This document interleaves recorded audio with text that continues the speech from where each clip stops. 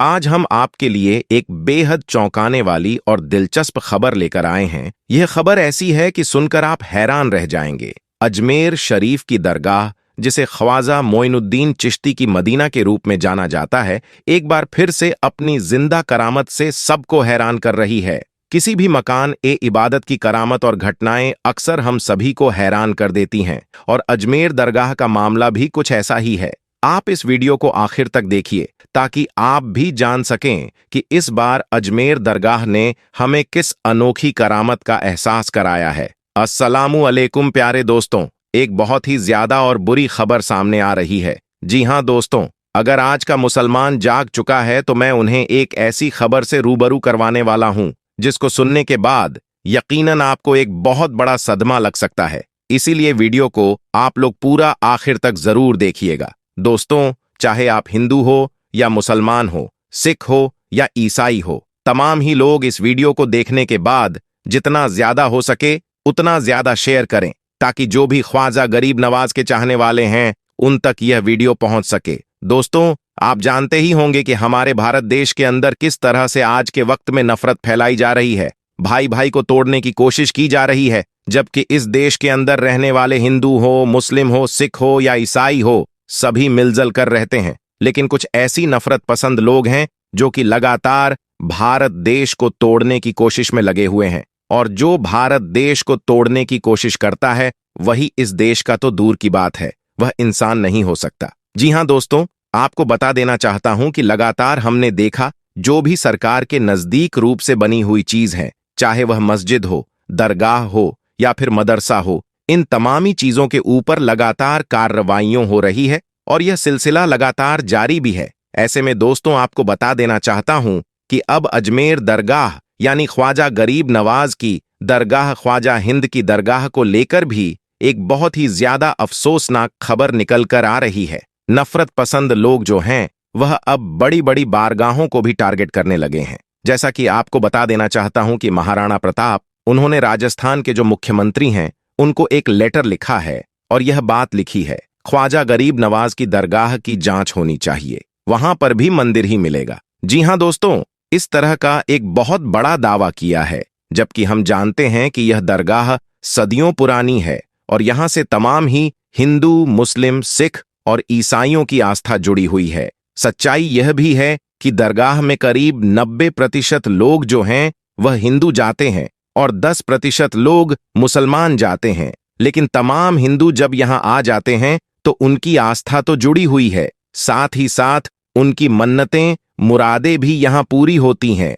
इसलिए हर साल लाखों की तादाद में यहां पर गैर मुस्लिम पहुंचते हैं। लेकिन दोस्तों, अब इसी दरगाह को तोड़ने की कोशिश में अब कुछ नफरत पसंद लोग लग चुके हैं, लेकिन वह यह बात भूल गए हैं कि कुर्सी पर चाहे कोई भी बैठे, राजा तो मेरा ख्वाजा ही है। जी हां दोस्तों, ख्वाजा गरीब नवाज सरकार के बैठे हुए ऊंट ना उठा सके तो ख्वाजा गरीब नवाज की दरगाह को वह कैसे उखाड़ सकते हैं। ऐसे में दोस्तों, चाहे लोग कितनी भी नफरत फैला लें, चाहे लोग कितनी भी कोशिश कर लें, लेकिन इस देश के जो समझदार हिंदू हैं या समझदार मुसलमान हैं, वह कभी भी ऐसी चीज होने नहीं देंगे। यकीनन दोस्तों, ऐसे वक्त में आपको अमन और भाईचारा बना के रखना है, मोहब्बत का पैगाम देना है, और जो नफरत पसंद लोग हैं वह शोहरत के लिए और अपनी सीट को बचाए रखने के लिए ये तमाम चीज कर रहे हैं। ऐसे में दोस्तों, हमें उन लोगों की बातों में नहीं आना है। वह चंद लोग हैं जो कि हर मजहब के अंदर पाए जाते हैं, चाहे वह हिंदू हो, मुस्लिम हो, सिख हो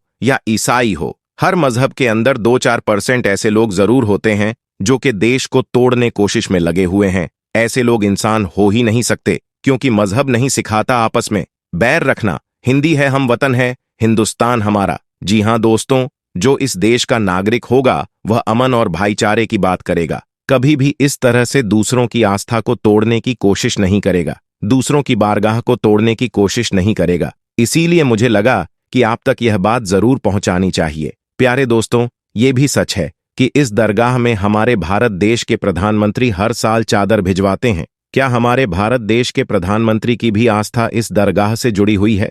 साथ ही साथ दोस्तों, आपको यह भी बता देना चाहते हैं कि बड़े बड़े सेलिब्रिटी जो हैं वह अपना काम शुरू करने से पहले यहां जाकर हाजिरी देते हैं, उसके बाद ही वह अपना काम शुरू करते हैं और यकीनन उनको कामयाबी भी मिलती है। मैं आप सभी को यह भी बता देना चाहता हूं कि सच्चाई यह भी है कि तमाम जितने भी गैर मुस्लिम भाई हैं जो कि अमनो शांति पसंद है, जो कि भाईचारा चाहते हैं, वह इन बातों को सुनने के बाद यकीनन बहुत ज्यादा परेशान है कि बताओ किस तरह से नफरत फैलाई जा रही है। और यकीनन वह कभी नहीं चाहते कि ख्वाजा गरीब नवाज की दरगाह की इस तरह से जांच हो और इस तरह से वहां पर खुदाई वगैरह हो। लेकिन दोस्तों, अब बड़ी बड़ी बारगाहों को टारगेट किया जा रहा है, लेकिन मुसलमान को यकीनन सब्र करना है। बेशक इन्नल्लाह मा साबिरीन, बेशक अल्लाह तबारक व ताला सब्र करने वालों के साथ है, जो नफरत पसंद है, जो कोशिश करते रहेंगे। लेकिन अगर हम इन बातों पर ध्यान नहीं देंगे तो यकीनन यह लोग खामोश हो जाएंगे। हमें सिर्फ और सिर्फ मोहब्बत का पैगाम देना है, किसी भी तरह से उनके बहकावे में नहीं आना है। हमें सिर्फ और सिर्फ भाईचारा देखना है और यकीनन इस देश की एकता की यही मिसाल है। मुझे उम्मीद है आप मेरी बातों को समझ रहे होंगे। मेरे प्यारे दोस्तों, ख्वाजा गरीब नवाज की दरगाह कोई छोटी बारगाह नहीं है। जी हां दोस्तों, यह करामाती बारगाह है, क्योंकि ख्वाजा गरीब नवाज सरकार की बारगाह कोई छोटी मोटी बारगाह नहीं। तमाम ही मजहब के मानने वालों की यहां मुराद पूरी होती है। अकबर बादशाह भी यहां आया था मुराद लेकर कि अल्लाह उसे एक बेटा अता कर दे, और अल्लाह तबारक व ताला ने अकबर बादशाह को एक औलाद की नियत अता फरमाई, यानी बेटा अता फरमाया। तो सच में यह बहुत बड़ी बारगाह है और हर साल यहां पर लाखों की तादाद में लोग पहुंचते हैं। ख्वाजा गरीब नवाज जब नए नए आए, अजमेर शरीफ में तो खेमा लगाया हुआ था। ख्वाजा गरीब नवाज का खेमे में ख्वाजा गरीब नवाज अशरफ से लेकर मगरिब के वक्त तक रोते रहते थे। एक नौजवान अजमेर से बाहर गया हुआ था पढ़ने के लिए। कुछ अरसे बाद वह वापस आया और उस खेमे के करीब से गुजर हुआ, और वह वहां से गुजरा तो रोने की आवाज आई। फौरन देखता है कि ख्वाजा गरीब नवाज रो रहे हैं। एक गैर मुस्लिम ने इस्लाम कबूल नहीं किया। फौरन वह हिंदू लड़का घर जाता है, अपनी माँ से पूछता है कि माँ, यह मुसलमान का गुरु क्यों रोता है? मुसलमान का बाबा क्यों रोता है? मैं हर रोज गुजरता हूं, असर से लेकर मगरिब के वक्त तक यह रोता रहता है। फिर उसकी माँ ने कहा, जो उसी से पूछ लो। वह नौजवान ख्वाजा गरीब नवाज के खेमे के अंदर आया। बाबा, मैं हर रोज यहां से गुजरता हूं, आपके रोने की आवाज आती है, बताइए आप क्यों रोते हैं? ख्वाजा गरीब नवाज ने कहा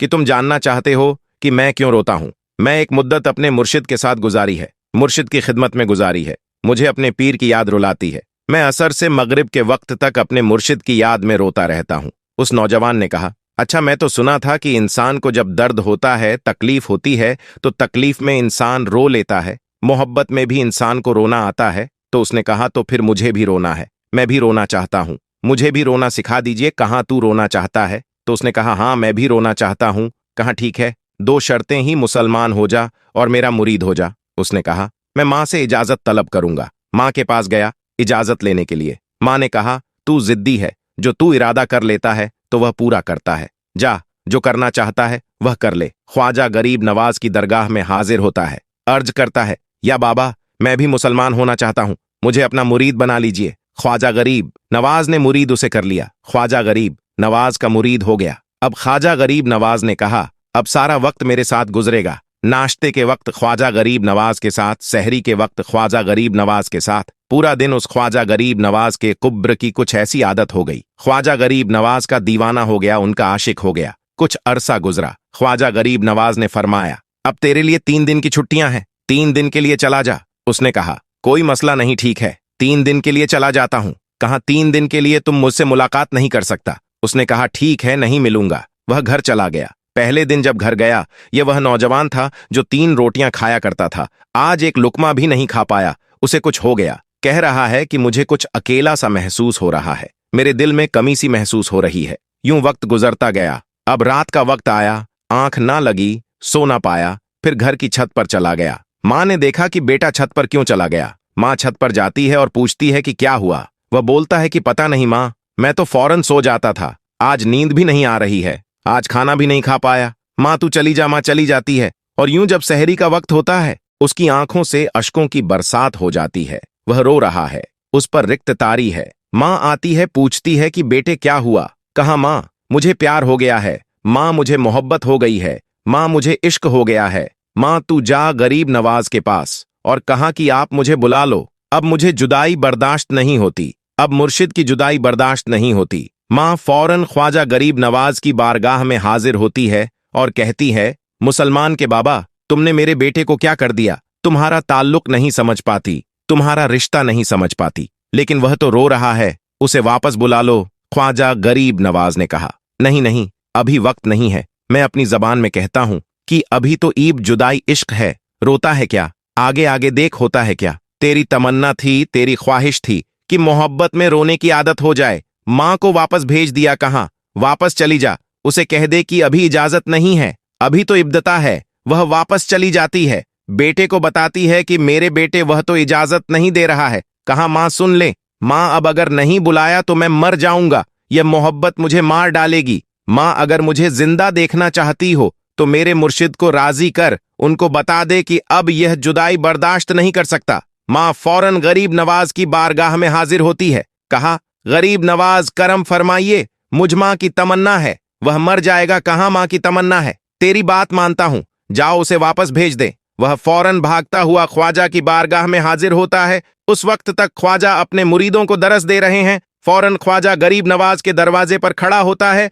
और फिर मुरीद ये मंजर देख रहे हैं। ख्वाजा गरीब नवाज को देखता है और पूछा, अब पता चला मोहब्बत में रोना कैसे आता है? उसने कहा, ए गरीब नवाज, करम फरमाइए। फौरन गरीब नवाज को पुकारता हुआ गरीब नवाज के कदमों में आकर गिरा और लिपट गया। अब मुरीद उस मंजर को देख रहे हैं, हैरान हो रहे हैं कि सिर्फ वह मुरीद ही नहीं रो रहा है, सारे मुरीद रो रहे हैं, उस प्यार के रिश्ते को देख रहे हैं। और फिर एक अजीबोगरीब मंजर। ख्वाजा गरीब नवाज ने कहा, आज रात तूने खाना खाया? ख्वाजा ने बोला कि मैंने भी नहीं खाया था। फिर ख्वाजा ने फरमाया कि आज रात तू सोया था? कहाँ नहीं सोया था। कहा, आज मुझे भी नींद नहीं आई। ख्वाजा को भी नींद नहीं आई। ये मंजर सब मुरीद देख रहे हैं, वह मुरीद भी रो रहा है और ख्वाजा गरीब नवाज की आंखों में भी आंसुओं की बरसात जारी है। मेरी दास्तान ए हसरत वह सुना, सुना के रोए, मेरे आजमाने वाले मुझे आजमा के रोए। कोई ऐसा अहले दिल हो कि फसाना ए मोहब्बत में उसे सुना के रोऊ न। दोस्तों, अजमेर मोल्ला में हुई सांप की बारिश,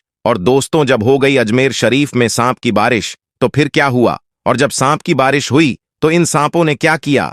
ये वाक्य आप लोगों ने सुना होगा कि कैसे ख्वाजा गरीब नवाज कहकर चले गए। जब बादशाह के सैनिकों ने उन्हें यानी ख्वाजा गरीब नवाज को जबरन वहां से उठने पर मजबूर किया तो ख्वाजा गरीब नवाज ने कह दिया कि ठीक है, चलते हैं, हम यहां से बैठे हैं, राजा के ऊंट और बैठे ही रहेंगे। दोस्तों, ख्वाजा गरीब नवाज तो वहां से निकल गए, लेकिन जब ऊंट बैठे तो फिर वह ऊंट बैठे ही रह गए। जमीन ने इस कदर जकड़ लिया ऊंटों को कि जैसे जमीन अपने आप में चिपका लिया हो। जब ख्वाजा गरीब नवाज रहमतुल्लाही आले अजमेरी मोल्ला में पहुंचे, उनका मुकाबला शादीदेव से हुआ। लेकिन जब शादीदेव खुद ख्वाजा गरीब नवाज में आ गया और कलमा पढ़कर मुसलमान बन गया तो पृथ्वीराज चौहान के अंदर और खलबली तारी हो गई। मेरे सैनिक भी उन्हें हरा नहीं पाए, पागल हाथी भी उनका कुछ नहीं बिगाड़ पाया। मुझे तो ये लगता है कि यह बहुत बड़ा जादूगर है और जादू को जादू से ही हराया जा सकता है। उसने वक्त के सबसे बड़े जादूगर, जिसको दुनिया ए जमाना जयपाल जोगी के नाम से जानती थी, राजा जयपाल जोगी को बुलाता है। दरबार में बुलाने के बाद सारा माजरा ख्वाजा गरीब नवाज की पूरी हकीकत उनके सामने रख देता है कि कैसे उन्होंने अजमेर में रहना मुश्किल कर दिया है, कैसे लोगों को हक और हक्कानियत की दावत दे रहा है, कैसे इस्लाम की दावत सुल्तान उल हिंद दे रहे हैं। हमने बहुत कोशिश की लेकिन वह भागते नहीं है, तो हम किसी भी तरीके से ख्वाजा गरीब नवाज को अजमेर से भगा दो। अब दोस्तों, वह उस वक्त का सबसे बड़ा जादूगर था, बड़ा घमंड में था। उसने कहा, बादशाह टेंशन लेने का नहीं, मैं हूं ना, मैं पल भर में उनको भगा दूंगा, और अगर अजमेर को खाली करके नहीं गया तो फिर वह जान से भी हाथ धो सकते हैं। जयपाल जोगी ख्वाजा गरीब नवाज से भिड़ने के लिए चला जाता है, साथ में लगभग 2500 छोटे छोटे जादूगरों को भी लेकर जाता है। जयपाल जोगी के आने की खबर ख्वाजा गरीब नवाज को मिल जाती है। मुरीदों में थोड़ा सा डर भी था कि जयपाल जोगी वक्त का सबसे बड़ा जादूगर था। सुल्तान उल हिंद ख्वाजा गरीब नवाज को बताया जाता है कि हुजूर, आज आपसे मुकाबला करने के लिए जयपाल आ रहा है। वह जयपाल जिसकी जादू का कोई काट नहीं कर सकता है, वह जयपाल जो आज तक किसी से हारा नहीं, जिससे भिड़ा है वह बर्बाद हो गया। ख्वाजा गरीब नवाज के सामने जयपाल की बातें रखी जाती है। ख्वाजा गरीब नवाज कहते हैं कि मेरे मुरीदों, तुम घबराओ मत, मैं एक दायरा खींच देता हूं, एक लाइन खींच देता हूं। इस दायरे के अंदर जब तक मेरा मुकाबला जयपाल से होता रहे तुम में से कोई भी इस दायरे से बाहर नहीं जाना। ख्वाजा गरीब नवाज ने एक लकीर खींच दी। सारे मुरीद उसके अंदर आ गए। अब जयपाल आता है, ख्वाजा गरीब नवाज को धमकाता है। उसके बाद ख्वाजा गरीब नवाज उनसे डरते नहीं है। दोस्तों, सोने की बात है कि जो अल्लाह से डरने वाला हो वह भला किसी जादूगर से क्या डर सकता है। ख्वाजा गरीब नवाज के ऊपर जयपाल की किसी भी बात का कोई असर नहीं होता है। जयपाल गुस्से में आ जाता है, अपने चेले चपातों से कहता है कि इन पर फिजामी जादू करो और उनके ऊपर सांप की बारिश कर दो। दोस्तों, उसके बाद लोगों ने ऐसा जादू किया कि आसमान से सांप बरसने लगे। जी हां दोस्तों, आसमान से सांप बरसने लगे। खास तौर पर जिस जगह ख्वाजा गरीब नवाज और उनके चाहने वाले थे वहां सांप बरसने लगे। लेकिन ख्वाजा का करिश्मा देखें दोस्तों, ख्वाजा की करामात देखें। किसी भी सांप में इतनी हिम्मत नहीं हुई कि जिस दायरे को ख्वाजा गरीब नवाज ने जमीन में खींचा था उसे दायरे के अंदर गिरता। सारे सांप उस दायरे के बाहर गिरे। दोस्तों, जब जादूगर ने देखा कि सांप की बारिश भी ख्वाजा का कुछ नहीं बिगाड़ पाई, फिर उसने ऐसा जादू किया कि आसमान से आग बरसने लगी। फिर भी ख्वाजा गरीब नवाज के इस दायरे के अंदर आग भी नहीं पहुंच सकी। फिर दोस्तों, सारा तिगड़म कर बैठा जयपाल जोगी और ख्वाजा गरीब नवाज और उनके चाहने वालों का बाल भी बांका नहीं कर पाया। तो उसने लास्ट में यह सोचा कि अब मैं आसमान में उड़कर उनसे बदला लेता हूं, उन पर जादू करता हूं। उसके बाद वह हिरण की खाल फेंकता है और उसे पर सवार होकर आसमान में उड़ जाता है। दोस्तों, इतना देखना था कि ख्वाजा गरीब नवाज अपने खड़वान को हुक्म देते हैं कि कुफ्र आसमान में है और तू यहां पर है, उसको पकड़कर मेरी बारगाह में लेकर आओ। बस फिर क्या था दोस्तों, ख्वाजा गरीब नवाज का खड़वान उड़ता है। तारीख गवाह है कि खड़वान जयपाल जोगी के सर पर इस कदर बरसता है कि डर के मारे जयपाल जोगी तड़पता हुआ कदमों में गिरता है। तो फिर ख्वाजा गरीब नवाज इस जयपाल जोगी को कलमा पढ़ा देते हैं। वही जयपाल जोगी आज तक दुनिया में अब्दुल्ला बायाबनी के नाम से जाना जाता है। आज भी कोई रास्ता गुम हो जाते हैं और अब्दुल्ला बायाबनी के नाम से अगर दुआ करते हैं तो अल्लाह तबारक व ताला रास्ता दिखा देता है। दोस्तों, पृथ्वीराज चौहान और हजरत ख्वाजा गरीब नवाज रहमतुल्लाह आले का वाक्य सबको मालूम है कि पृथ्वीराज ने हर कोशिश की कि वह किसी न किसी तरह से गरीब नवाज रहमतुल्लाही आले को शिकायत दे सके। हजरत अब्दुल्ला बायाबनी रहमतुल्लाही आले ने ख्वाजा गरीब नवाज रहमतुल्लाह आले से दरखास्त की कि हुजूर अब आपको शहर में क़याम करना चाहिए। तो ख्वाजा गरीब नवाज रहमतुल्लाह अली ने इस दरखास्त को मंजूर कर लिया। आप हजरत ख्वाजा मोइनुद्दीन चिश्ती रहमतुल्लाही आले ने शेख मोहम्मद यादगार को हुक्म दिया कि शहर में मुनासिब जगह तलाश करो, रिहाइश के लिए यानी हमारे लिए एक मकान तलाश करो जहां पर हम रह सकें। फिर शहर में जाकर शेख मोहम्मद यादगार ने वह जगह तलाश की जहां आज ख्वाजा गरीब नवाज का मक्का मौजूद है, और यह है जगह दूसरे के रहने की जगह थी। फिर आप ख्वाजा गरीब नवाज रहमतुल्लाही आले आना सागर से उठकर उस मकान पर रिहाइश फजीर हो गए। शहर में क़याम करने के बाद ख्वाजा गरीब नवाज रहमतुल्लाही आले ने एकता में हुज्जत के लिए पृथ्वीराज के नाम दावतनामा भिजवाया, जिसका मजमून कुछ यूं है, ऐसा संग दिल राजा, तेरा अहद का जिन लोगों पर था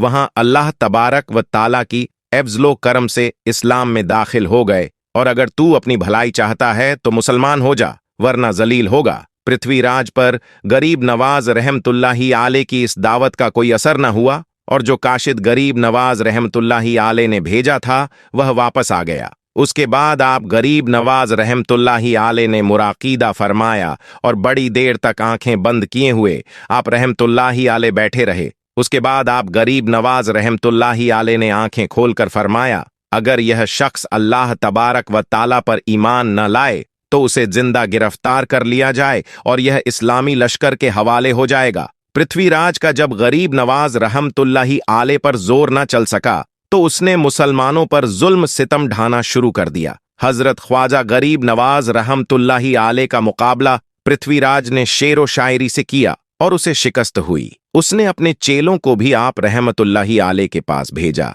लेकिन उसके बाद भी उसे शिकस्त हुई। फिर अपनी फौज को गरीब नवाज रहमतुल्लाही आले के मुकाबले भेजा, लेकिन फिर भी पृथ्वीराज को ही शिकस्त हुई। अब उसके समझ में यह नहीं आ रहा था कि गरीब नवाज रहमतुल्लाही आले का मुकाबला कैसे करें। आखिरकार दरबार के एक दरबारी ने पृथ्वीराज चौहान को एक मशवरा दिया, और वह मशवरा यह था कि जहां गरीब नवाज रहमतुल्लाही आले अपने साथियों के साथ इबादत में मसरूफ होते हैं, वह जगह खुले आसमान के नीचे है और वहां इर्द गिर्द कुछ खास जगह के अलावा न कोई रिहाइश है और न कोई दुकान है। क्यों ना ऐसा किया जाए कि पागल हाथी को किलो वाली सुराख से जद्दोकाब किया जाए, यानी उसे तकलीफ दी जाए, उसके बाद उसको गरीब नवाज की जानीब मोड़ दिया जाए ताकि वह हाथी सीधा ख्वाजा गरीब नवाज रहमतुल्लाही आले के हल्के के जानीब भागने लगे। और क्योंकि वह तो इबादत में मसरूफ होंगे, ना भाग सकेंगे न ही मजाहिमत कर सकेंगे। पृथ्वीराज को यह मशवरा बड़ा अच्छा लगा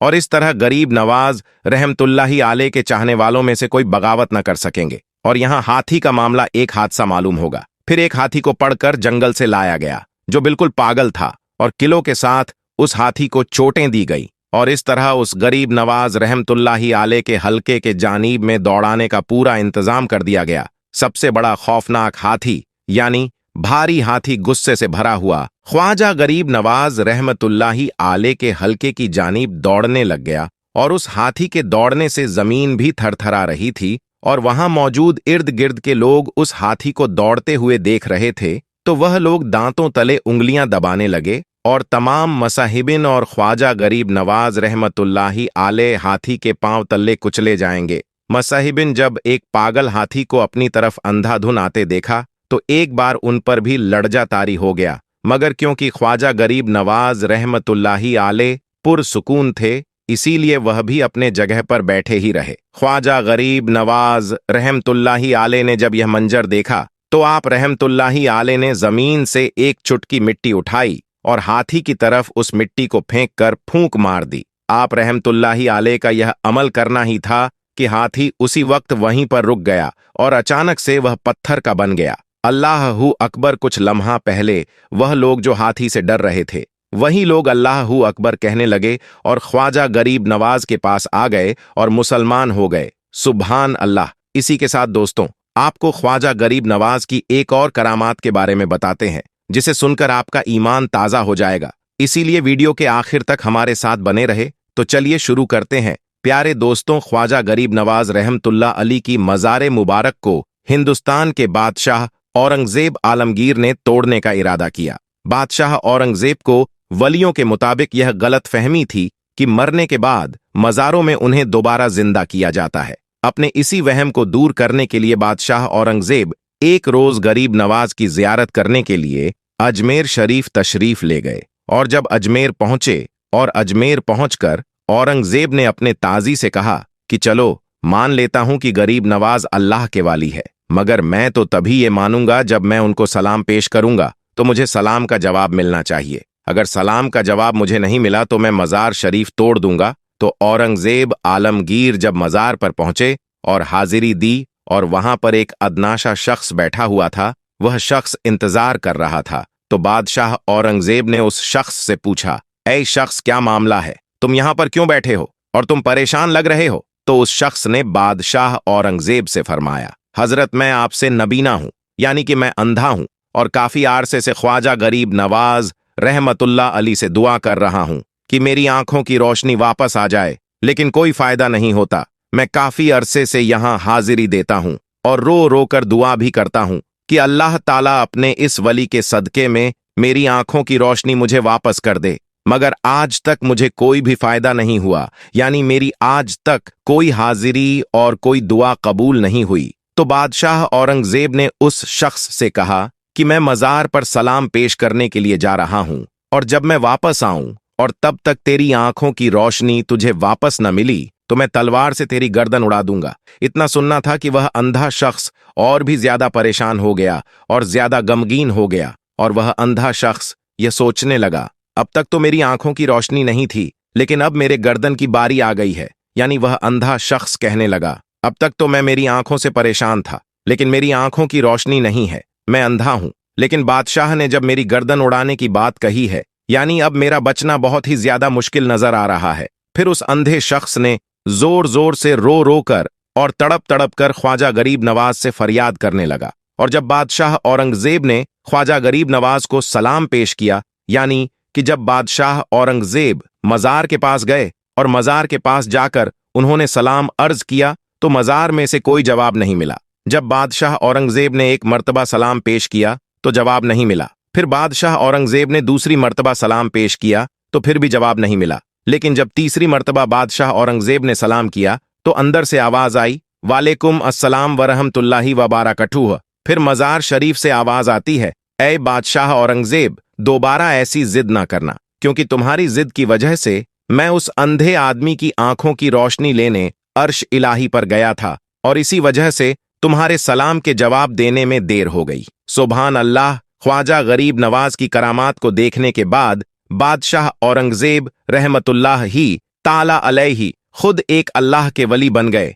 तो मेरे प्यारे दोस्तों, यह शान होती है अल्लाह ताला के वलियों की, जिन्होंने एक किताब लिखी है फतेहाबाद आलमगीर, जो कि इस्लाम के मुताबिक फतवे देती है, जो इस्लाम के कानून को मानती है, जो इस्लाम के कानून को देखकर बनाया गया है और बड़े बड़े मसले उसी किताब से हल किए जाते हैं। गरीब नवाज के नाम से मशहूर महान संत सफ़ी हजरत ख्वाजा मोइनुद्दीन चिश्ती की अजमेर स्थित दरगाह इस बात का प्रमाण है कि यहां से कोई भी खाली हाथ नहीं लौटा। यही कारण है कि यहां मुसलमान के साथ साथ दूसरे समुदाय के लोग भी इस दरगाह पर पहुंचते हैं और चादर पोशी कर मन्नत मांगते हैं। इसका उदाहरण है ख्वाजा के पवित्र आस्थाने में राजा मानसिंह द्वारा लगाया गया कटहरा ब्रिटिश महारानी मैरी क्वीन का अकीदत के तौर पर बनवाया गया वजू का हौज। यही कारण था कि प्रख्यात अंग्रेज लेखक कर्नल टाड ने अपनी पुस्तक में लिखा है कि मैंने हिंदुस्तान में एक कब्र को राज करते देखा है,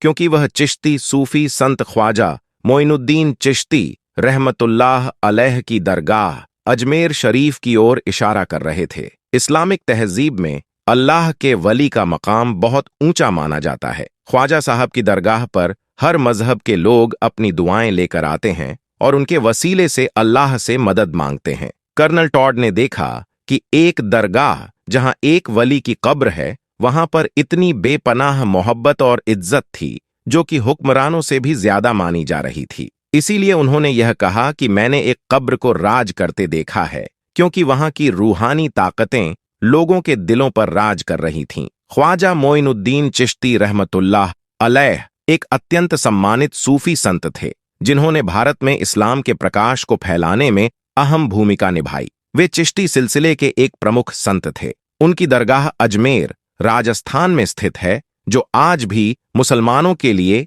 एक महत्वपूर्ण धार्मिक स्थल है और जहां श्रद्धालु दुआ और इबादत के लिए आते हैं। भारत में आगमन ख्वाजा मोइनुद्दीन चिश्ती ने भारत की यात्रा की और अजमेर में स्थायी निवास किया। यहां उन्होंने गरीबों की सेवा। ख्वाजा मोइनुद्दीन चिश्ती की जिंदगी कई करामात और चमत्कारों से भरी हुई थी। उनकी भक्ति और तौहीद के माध्यम से उन्होंने लोगों को प्रभावित किया। उनकी दरगाह पर कई चमत्कारी घटनाओं की कहानियां प्रचलित हैं, जो उनके करामात और अल्लाह के साथ उनके करीबी संबंध को दर्शाती हैं। तो दोस्तों, ये थी ख्वाजा गरीब नवाज की जिंदा करामत, जिसे अभी आपने इस वीडियो में समाज फरमाया कि जब भी आप रहमतुल्लाहि आले ने करामात का ज़हूर फरमाया तो वह सिर्फ इसीलिए जाहिर किया ताकि लोग आपकी करामात को देखकर राहे हक इख्तियार कर लें। सुभान अल्लाह। दोस्तों, उम्मीद करता हूं कि आज का ये वीडियो आपको पसंद आया होगा। वीडियो पसंद आए तो इस वीडियो को लाइक करके ज्यादा से ज्यादा शेयर करें। अल्लाह रब्बुल इज्जत की बारगाह में दुआ है कि हम सबको मुकम्मल इश्क रसूल अता फरमाए, हम सबके ईमान की हिफाजत अता फरमाए, हम सबको नेक अमल करने की तौफीक अता फरमाए। अल्लाह रब्बुल इज्जत की बारगाह में दुआ है, जितने भी लोग इस वीडियो को देख रहे हैं, अल्लाह तबारक उन सब की तमाम तमन्नाओं को पूरा फरमाए। जो लोग परेशान हैं, उनकी तमाम परेशानियों को दूर फरमाए। जो लोग कर्जदार हैं, अल्लाह तबारक व ताला उन्हें कर्ज से नजाकत अता फरमाए। जो लोग रोजी रोटी कारोबार के लिए परेशान हैं, अल्लाह तबारक उनकी मदद फरमाए। और आमीन सुम्मा आमीन। दोस्तों, आज की वीडियो में बस इतना ही। मिलते हैं फिर नए वीडियो के साथ। अस्सलाम वालेकुम रहमतुल्लाह बरकातहू।